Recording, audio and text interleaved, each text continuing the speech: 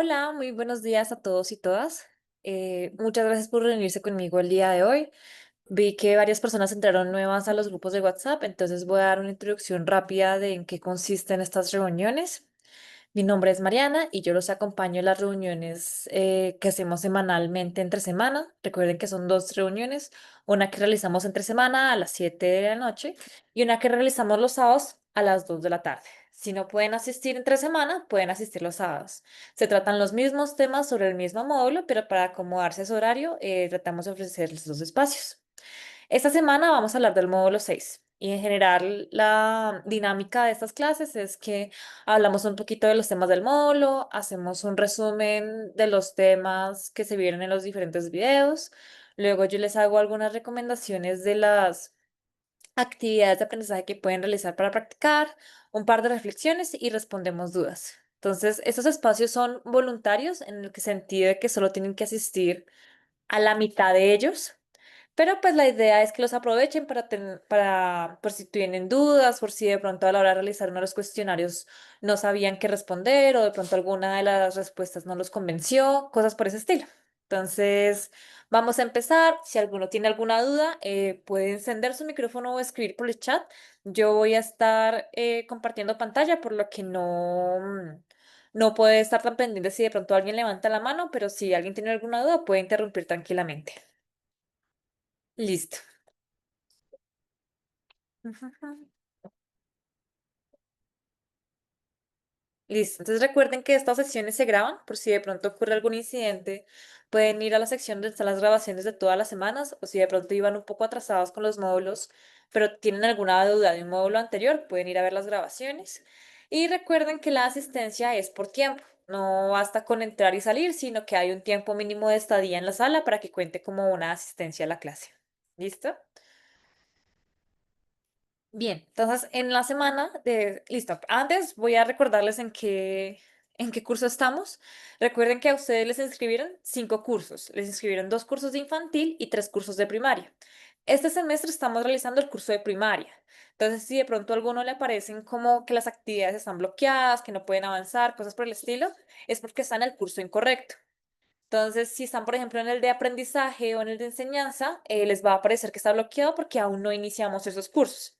Y si están los de infantil, esos nunca se van a desbloquear durante este semestre. Entonces, recordar que estamos en el de contenido de las matemáticas de primaria. Listo. Ahora sí, entonces vamos a ver como un resumen del mapa de lo que vimos esta semana. Entonces, bueno, en la introducción vimos algunos atributos de los objetos, hablamos de algunos que son magnitudes y otros que no. Por ejemplo, cosas que podemos medir la longitud de los objetos, de la superficie, podemos medir de pronto su peso, cosas por ese estilo, pero no podemos medir su color, ¿sí? Podemos de pronto darle una asignación numérica o una etiqueta, pero eso no nos permite hacer comparaciones. Em, y nuestros intereses precisamente son estos que son magnitudes y tienen dos partes. Tiene el valor numérico que está asociado a esta medición y la unidad de medida que está configurada. Entonces no es lo mismo decir que una mesa mide 5, porque no, que 5 qué, y tampoco es lo mismo decir que mide 5 centímetros a que mide 5 metros. Y algunos ejemplos de estas magnitudes son, por ejemplo, la dureza o la longitud de un objeto. Dureza, por ejemplo, cuando hablamos de piedras, alguno habrá escuchado que el diamante es uno de esos objetos que tiene mayor grado de dureza, cosas por ese estilo. Listo, entonces algunos ejemplos que vimos son, por ejemplo, qué atributos se pueden medir de un coche. Entonces vimos que se podía medir la longitud del coche, el área del coche, pero no podíamos medir su color. Y que podíamos hacer pues ciertas combinaciones. Entonces podemos medir la longitud de la mesa, del bolígrafo, el total. Y a veces para, digamos, saber la longitud total de un objeto, pues valía hacer como la suma de dos cantidades o de varias cantidades y luego así saber cuánto es el total. ¿Qué nos permite la magnitud de un objeto? Pues primero hacer comparaciones y también hacer operaciones de adición. Entonces, por ejemplo, cuando estábamos haciendo el caso de que no tenemos una forma de medir el objeto como tal, pero sabemos medir cada una de sus partes, entonces medir cada una de sus partes para saber cuál es el objeto, entonces podemos hacer la medición de cada cosita de manera individual, sumarla y ahí sí conocer cuál era el total. Y tenemos dos tipos de magnitudes. Tenemos las escalares y las vectoriales. Las escalares son como la longitud y las vectoriales son como la fuerza. La diferencia está en que una de las dos, es decir, la vectorial, requiere información adicional. ¿Sí? La escalar solo necesita su número y unidad de medida, mientras que la vectorial necesita, por ejemplo, una dirección. Entonces es como si dijera la mesa mide de lado 3 centímetros. Bueno, 3 centímetros, digamos 50 centímetros, pues uno ya se da una idea de cómo es la mesa. Pero, por ejemplo, si uno fuera a hacer un ejercicio de velocidad, uno tiene que decir, no basta con decir, tengo dos carros, el carro uno está andando a 30 kilómetros por hora y el carro dos está andando a 50 kilómetros por hora, porque eso no me da suficiente información del contexto. No sé si los carros se están enfrentando, no sé si están yendo en la misma dirección. O sea, hace falta, digamos, darle una información adicional para que el problema o el contexto tenga algún sentido. Entonces, esa es una forma también de pensar cuáles son estas magnitudes vectoriales.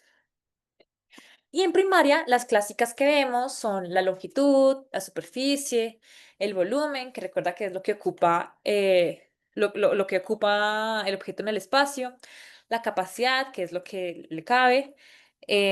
Muchas veces no confundir, por ejemplo, volumen con capacidad. Entonces, una cosa es el volumen de la botella, que si yo la comprimiera realmente cuánto está ocupando en el espacio, y la capacidad es cuánto le cabe a esa botella. Entonces, suele ser una confusión común. Tenemos la masa, que sabemos que es la cantidad de materia y es una magnitud escalar, pero ya el peso cambia porque depende de la fuerza de la gravedad. Entonces, para poder saber cuánto pesa un objeto, tenemos que saber cuál es la aceleración del planeta en el que está. No pesa el mismo objeto con la misma cantidad de masa, pesa diferente si estamos aquí en la Tierra o si estamos, por ejemplo, en la Luna. Entonces, por eso es una magnitud vectorial. Tenemos los valores monetarios, el tiempo y la amplitud de ángulos. Y podemos hacer comparaciones. Entonces, por ejemplo, para medir las longitudes, hacemos coincidir los extremos. Entonces, no necesariamente siempre se usan, digamos, las unidades de medida estándar. Cuando estamos introduciendo por primera vez ese tema a los niños, no es necesario que tengan un metro a la mano, pueden hacer medición con sus brazos, pueden hacer mediciones con una cuerda, pueden hacer mediciones con lo que tengan a la mano, pero digamos que la técnica es la misma. Es tomar los extremos de este objeto que estoy utilizando como referencia de medida y hago coincidir los extremos para darme una idea entonces cuánto está midiendo el objeto con respecto a lo que estoy utilizando de referencia. O, por ejemplo, si estamos hablando de áreas, entonces también lo mismo aplica si estuviera usando como unidad de medida hojas o stickers o algo por el estilo, entonces ya que una queda encima de la otra, que es el que usamos para superficies. La capacidad tenemos que albergan la misma masa y en el volumen que ocupan el mismo espacio. Entonces, ahorita que pasemos a la parte en la que les sugiero algunas de las posibles actividades, puedo recomendarles algunas actividades que creo que pueden servir para hacer la diferenciación entre este tipo de unidades de medida y cuáles son también las diferentes formas de medir y cosas por el estilo. En cuanto a los conceptos y procedimientos, entonces tenemos diferentes formas de medir. Entonces, en el módulo abarcamos la forma directa e indirecta. Entonces, recuerden que la forma directa es esta que requiere prácticamente un solo procedimiento para que esté listo. Es decir, que directamente cojo un metro y sé cuánto mide, o que directamente veo por el termómetro el número y sé cuánto entonces es la temperatura. Pero la indirecta ya tiene que ver con realizar una operación entre medio para poder saberlo. Ya sea que me toque superponer dos unidades de medida, que me toque utilizar algo de referencia y luego multiplicar o sumar, como que ya no es simplemente tomar mi referencia y hacer el procedimiento hasta que me da lo que tengo, sino que digo, ah, ok, entonces la mitad mide esto, entonces el total debe medir el doble y hago la multiplicación. Entonces es como la diferencia entre directa e indirecta, como este paso adicional para saber cuánto mide algo. Y también tenemos el método de estimación, que es cuando yo tengo una idea más o menos de cuánto mide un objeto y entonces puedo compararlo con otro y así sé cuánto mide el otro. Entonces, por ejemplo, si fuéramos a un restaurante y queremos saber de pronto cuánto es la cantidad de comida, yo sé cuánto es en el plato de mi casa y sé que este es un poquito más grande, entonces de pronto ya sé cuánto es en un restaurante o algo así. Entonces tiene que ver más con lo que yo ya conozco de mi entorno, el contexto y lo que puedo hacer para de pronto estimar cuánto mide otra cosa. Y tenemos que hay una gran importancia en las unidades de medida para el proceso y para el resultado. De nuevo, no basta con decir, o de pronto algo que le pasa mucho a los estudiantes, es que cuando uno les pone un problema, le dice, les da todo el contexto con sus respectivas unidades de medida, entonces le dice, por ejemplo, que cada parte de la caja alto, ancho y largo miden tantos centímetros y le pide al estudiante que calcule el volumen y el estudiante dice 30. ¿30 qué? ¿Sí? Entonces, ahí como es importante saber a qué estamos tomando de referencia, cuál es nuestra unidad de medida. Y tenemos algunas que son estándares y no estándares. Entonces, en las no estándar tenemos claramente las partes del cuerpo, es algo muy común, pero podría ser cualquier cosa. De pronto, si en casa no tenemos 1 metro, pero sabemos cuánto mide cierta, digamos, cuerda o algo así, pues podemos hacer una medición con respecto a este nuevo objeto de referencia. Pero pues para eso tenemos también los estándares, como el metro. Ujú. Si, por ejemplo, todos tuvieran la misma mesa en su casa, pero yo les pido a todos que la midieran con su brazo, pues todos me van a decir una cantidad diferente con respecto a su propio brazo, porque el brazo de todos tiene un largo distinto. Entonces, por eso va la importancia de crear, digamos, unidades de medidas estandarizadas, pero con principio para, digamos, acercarse al estudiante para que aprenda sobre este concepto. Normalmente no se inicia con las unidades de medida estándar, sino con cosas de pronto más familiares para él. Es para entender más que todo cómo funciona el medir algo. No necesariamente tiene que ser con algo estándar, sino que basta cualquier objeto de referencia, siempre que este sea constante. Entonces, para las unidades de medida directa, necesito primero fijar una unidad de medida. Entonces, no se vale, por ejemplo, coger hojas de diferentes tamaños para medir una superficie y luego contarlas y decir que mide 7 hojas y las hojas tienen largos y anchos diferentes, porque entonces realmente eso no me está dando información sobre la medida de la superficie de esa mesa. Tiene que ser la misma unidad de medida.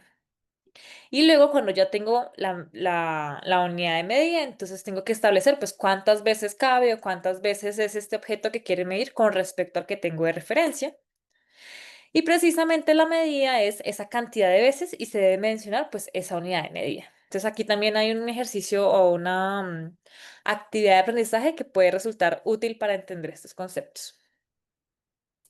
En cuanto a la estimación, pues sabemos que este es un proceso mental, medido como resultado y sus instrumentos de medida. Hemos visto la estimación también en otros módulos, por ejemplo, en el módulo que tiene que ver con con las operaciones básicas de suma y resta.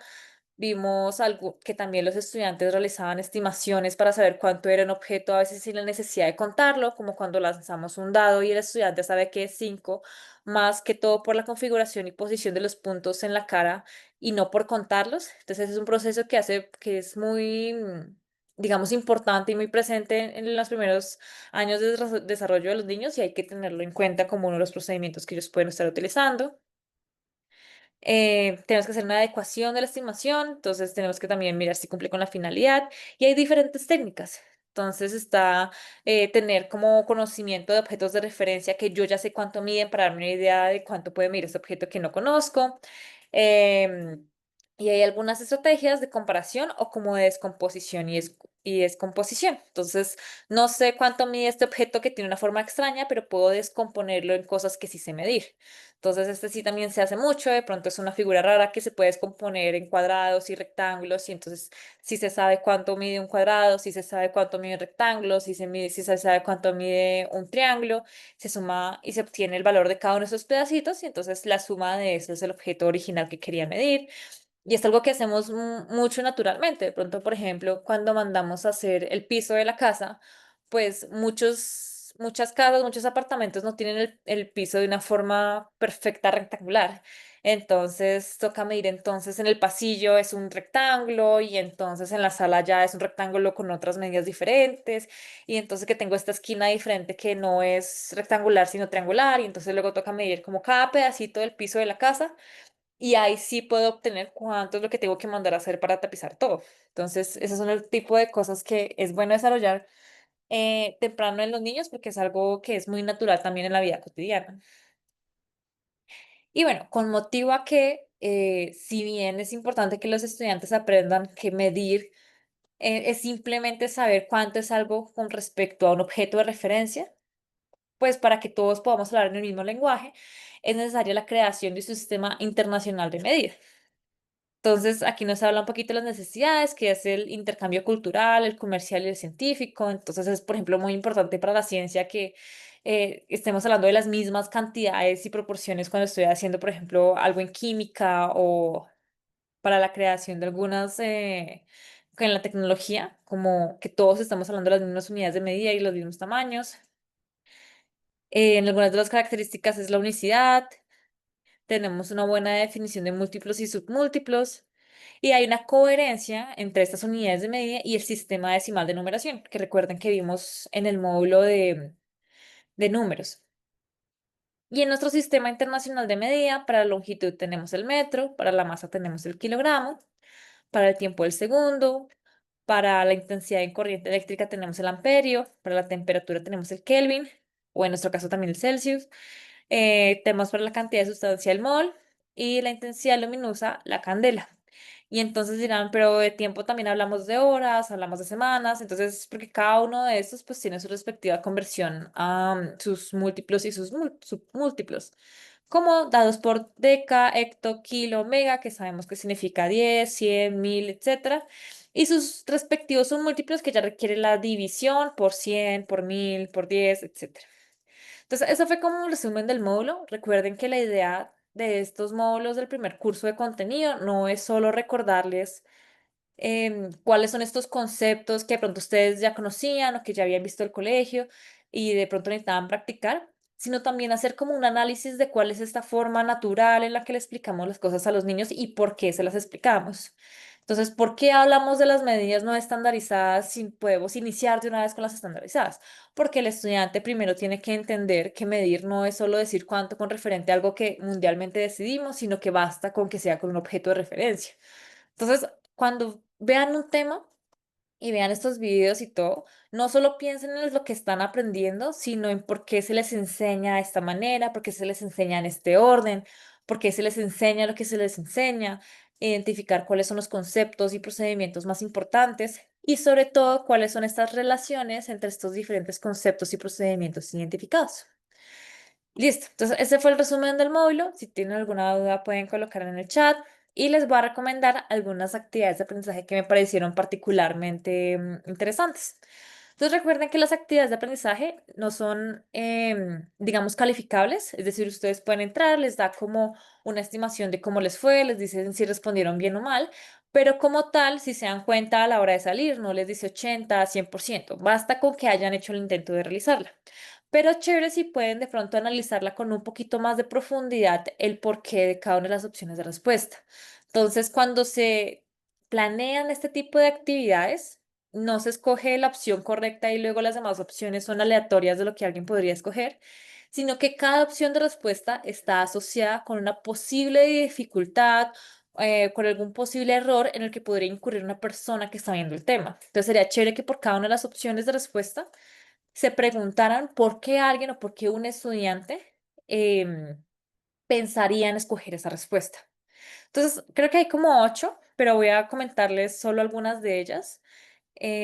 Ojalá las pudieran hacer todas, pero si tienen poco tiempo y solo le pueden poner especialmente atención a algunas, esas son las que yo recomendaría. Las dos que tienen que ver con el experimento de Arquímedes me parecen especialmente interesantes, no solo para practicar los conceptos que están viendo, que tienen que ver con volumen, que tienen que ver con capacidad, y esto, sino porque también es un ejemplo clásico, es algo que llevamos a los estudiantes de la importancia de esas unidades de medida. Se fue un experimento chévere, fue es una historia también que puede ser interesante para los estudiantes y que es incluso algo que podríamos replicar en el aula. Tal vez no con oro, pero sí con un objeto que sepamos bien cuál es, cuánta capacidad ocupa por kilo, por peso, cuánto es su densidad, ¿sí? Hay dos experimentos de Arquímedes, está este y está este. Ambos son muy chéveres, yo los haría ambos, ambos también buscan que uno practique un poquito cuál es la diferencia entre capacidad y volumen, que se posicione un poquito en entender cómo fue el experimento y cuál es la razón científica detrás de ello. Entonces, interesante si pudieran realizarlo. Este ejercicio que tiene que ver con, digamos, las medidas que vemos en un carro también son chéveres porque pues es algo muy cotidiano. Son en verdad medidores que aparecen en la parte del frente del carro y que además ayudan también a practicar un poquito cuál es la diferencia entre medir directa o indirectamente. Digamos, no es tan obvio. Tenemos la del arca Noé también para medir el conocimiento de esta diferencia entre lo que es una medición directa e indirecta. Y que tiene que ver también un poquito como lo que les comentaba, que a veces tenemos estas figuras extrañas, entonces, ¿cómo podemos medir esas figuras extrañas? Pues descomponiéndolas digamos, en objetos más sencillos que podemos medir y con base a una unidad de medida de referencia. Entonces, por ejemplo, todas las que habíamos visto anteriormente, bueno, más que todo estas dos, era para medir su entendimiento de lo visto en los videos sobre qué es una medición directa o indirecta. Estos dos de Arquímedes es un poquito más para que ustedes recuerden o practiquen un poquito con la diferencia entre volumen y capacidad, pero esta ya se viene un poquito más a practicar qué es medir, ¿cierto? Entonces, por ejemplo, te dicen que hay un cuadradito morado y un rectángulo azul que parece ser la mitad de ese cuadradito morado, pero no te dicen este cuadradito morado qué es. No, no necesariamente es un centímetro cuadrado. Podría ser que sea 3 centímetros por 3 centímetros. Y lo importante no es cuánto mide el cuadrito, sino que es la unidad de referencia que estamos utilizando. Y al final, sí está chévere de pronto revisar de cada una de las opciones de respuesta cuál podría ser la razón por la que alguien la contesta. Entonces, por ejemplo, en la última opción de respuesta, en la última no, sino por ejemplo, en la penúltima opción de respuesta, pues uno ya se dio cuenta que A y B tienen que medir lo mismo, ¿cierto? Ambos miden cuatro cuadrados morados y un cuadrado azul. Y entonces la opción de respuesta dice, por ejemplo, que A mide 5 unidades y B mide 6 unidades. Entonces, una razón por la que un estudiante podría incurrir en este error es ver, por ejemplo, que porque las figuras sean diferentes, piensa entonces que la superficie es diferente y entonces escoge la única que tiene de opción que las superficies son diferentes. O que, por ejemplo, a la hora de medir haya utilizado en una la unidad de medida morada y la otra la unidad de medida azul. Entonces, no solo es contestar correctamente, sino preguntarse qué podría estar pasando por la mente de un estudiante para de pronto incurrir en un error particular. Este es un ejercicio también chévere. Y ese también sirve un poquito para practicar esta medición indirecta, pero más que de medir los conocimientos vistos en el módulo, es también practicar uno cómo hace estas estimaciones. Entonces hay varias formas de hacerlo. Por ejemplo, uno puede medir entonces cuánto cree que es la parte que va del codo hasta la punta del dedo con respecto al humano, o puede medir el brazo completo. Al final, cuando uno responde, le da el comentario de por qué la respuesta fue correcta, pero si uno responde mal, lo lleva a otro ejercicio que busca que la persona pueda superar la dificultad particular por la que de pronto haya escogido la opción de respuesta incorrecta. Entonces, de pronto una buena práctica docente, si tienen tiempo, sería chévere escoger todas las opciones de respuesta para conocer cuáles son todos estos posibles caminos y cuáles son todas estas posibles formas de abordar una dificultad particular. Y esas serían todas. Normalmente solo les muestro unas 3 o 4, esta vez sí traje 6, porque en este módulo es uno de los módulos más importantes en el sentido de practicar, pero pues ustedes pueden hacer los que consideren más, digamos, más a su tiempo. Listo, entonces eso sería como el resumen del módulo 6. Si alguno tiene alguna duda, puede escribirla.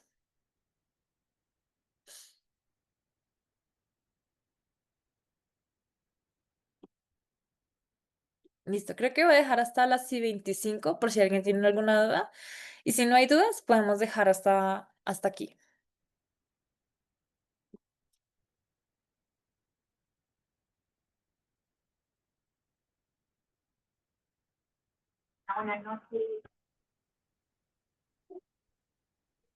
Hola, Gloria.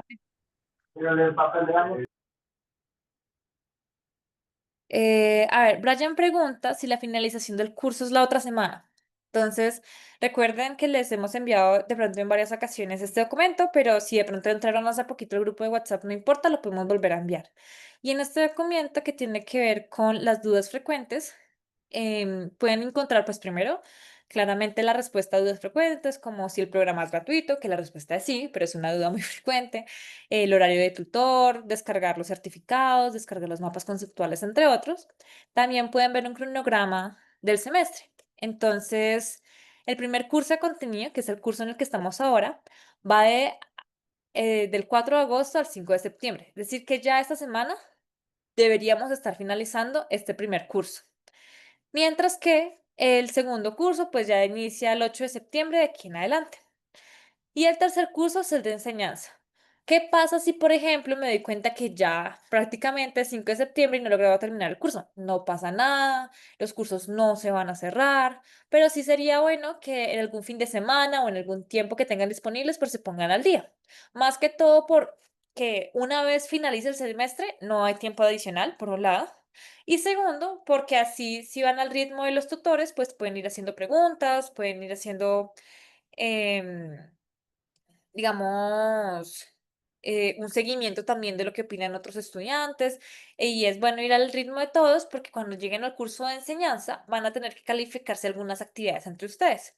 Entonces, si llegan al curso de enseñanza y siguen el de aprendizaje, pues no van a poder calificar el trabajo de sus compañeros ni ellos a ustedes. Entonces, no pasa nada si van un poco atrás. La idea es que traten de ponerse al día tan pronto como puedan, no pasa nada que no se van a cerrar, pero sí es bueno que intenten siempre mantenerse al día con los cursos. Eh, ¿Cuál es el ejercicio de los cajones? Es un, Daniela,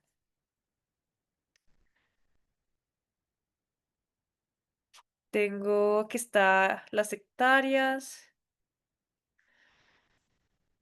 eh, recomendaciones. ¿Tienes el nombre? Es que este de las hectáreas me aparece como la última actividad de aprendizaje. Está estatura, logotipo, cálculo de áreas, rendimiento del combustible, el arca de Noé. No observo el de las... A mí la última actividad de aprendizaje que me aparece es esta que habla de las hectáreas. Voy a rebobinar la página. A ver, déjenme entrar un momento de nuevo a mi cursera porque parece que se salió y ya.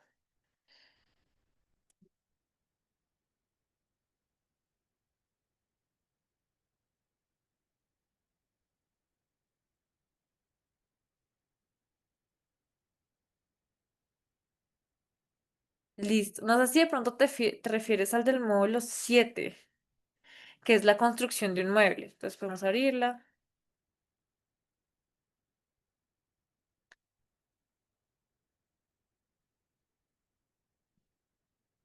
Pues a mí la única que me parece como de cajones está en el módulo 7, pero, pero no sé si a cuál te refieres. Es que a mí en el módulo 6 no me aparece uno que diga como cajones. El último del módulo 6 es este que dice hectáreas, que no es de cajones, sino de unos espacios de tierra. ¿Qué es este?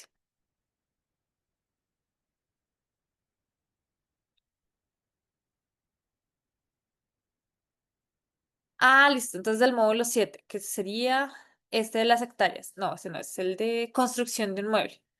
Entonces nos dice, a continuación te presentamos la última actividad del curso, se trata de una actividad diferente a las demás, que te pondré a prueba. Te sugerimos que tengas a mano lápiz y papel para registrar la información de cada situación, para darles a la actividad las veces que quieras, con base en la opción que escojas para responder a la pregunta, se te propondrá la plataforma. La actividad es la siguiente. A continuación encontrarás la información que necesitas para organizar los planos necesarios para construir un mueble.